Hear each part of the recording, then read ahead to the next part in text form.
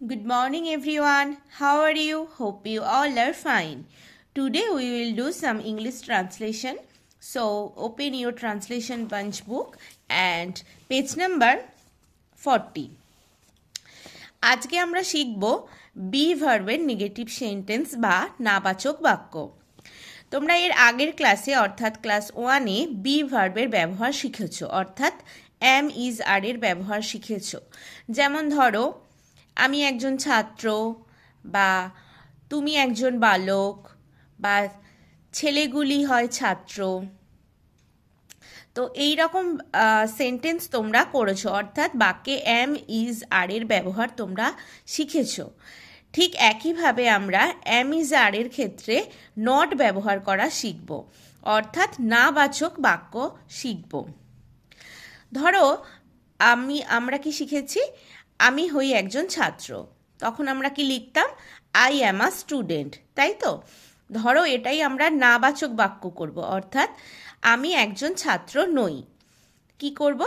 I am not a student. কিছুই না, শুধু এম ইজ আর এর পর তোমরা একটা করে নট যোগ করবে, তাহলেই সেটা নাবাচক বাক্য বা নেগেটিভ সেন্টেন্স হয়ে যাবে। দেখো, কিছু সেন্টেন্স করলে আমরা ভালো করে বুঝতে পারবো। আমি লম্বা নই। ধরো, এটা যদি আমরা পজিটিভ সেন্টেন্স বা হ্যাঁবাচক বাক্যে করতাম, ধরো আমি লম্বা, তাহলে কি লিখতাম? আই অ্যাম টল। এই ক্ষেত্রে বলেছে আমি লম্বা নই, অর্থাৎ একটা নই কথা আছে, তার জন্য আমাদের কি আনতে হবে? একটা নট ইউজ করতে হবে। আই অ্যাম নট টল, অর্থাৎ এর পর নট ইউজ হয়েছে, তাহলেই তার মানে হয় আমি লম্বা নই। ঠিক একইভাবে দেখো, রাজু চালাক নয়। আমরা যদি বলতাম রাজু চালাক, তাহলে কি বলতাম? Raju is clever. এখানে যেহেতু নয় বলেছে, তাই লিখব Raju is not clever. Same জিনিস, একই জিনিস তোমরা যেভাবে এম ইজ আর ইউজ করেছো, একইভাবে ট্রান্সলেশন করবে, শুধুমাত্র এম ইজ আর এর পর একটা করে নট যোগ করবে। তুমি গরিব নও, ইউ আর নট পুয়ার। তারা সুখী নয়, দে আর নট হ্যাপি।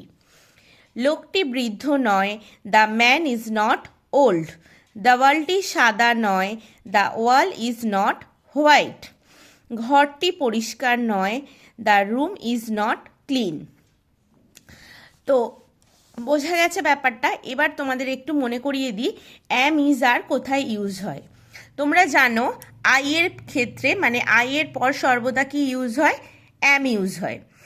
আচ্ছা, যখন ধরো অনেকজনের কথা বলেছে, ধরো আমরা, তোমরা, বা তাহারা, বা ছেলেগুলি, মেয়েগুলি, মানে অনেকের কথা বলেছে, তখন সেই ক্ষেত্রে আমরা কি ইউজ করি? আর ইউজ করি। আর সেক্ষেত্রে যেমন ধরো ইউ এর মানে তুমিও হয়, তোমরাও হয়, তাই ইউ এর পরে সর্বদা মানে তুমি মানে হলেও আর হবে, আর তোমরা মানে হলেও আর হবে। আর হচ্ছে যখন একজন ব্যক্তি বা একটি মাত্র বস্তুর কথা বলবে, যেমন ধরো ছেলেটি ছাত্র, এই ধরনের কথা, বা ফুলটি সাদা, একটি মাত্র ব্যক্তি বা বস্তুর কথা বলবে, তখন সেই ক্ষেত্রে ইজ হবে। এরপর হচ্ছে এইভাবে তোমরা ট্রান্সলেশনগুলো করবে, 1 থেকে 7 পর্যন্ত ভালো করে প্র্যাকটিস করবে বাড়িতে। এরপরেও যদি তোমাদের বুঝতে কোথাও সমস্যা হয়, আমার থেকে ক্লাসরুমে জেনে নেবে। সকলে ভালো থাকবে। বাই।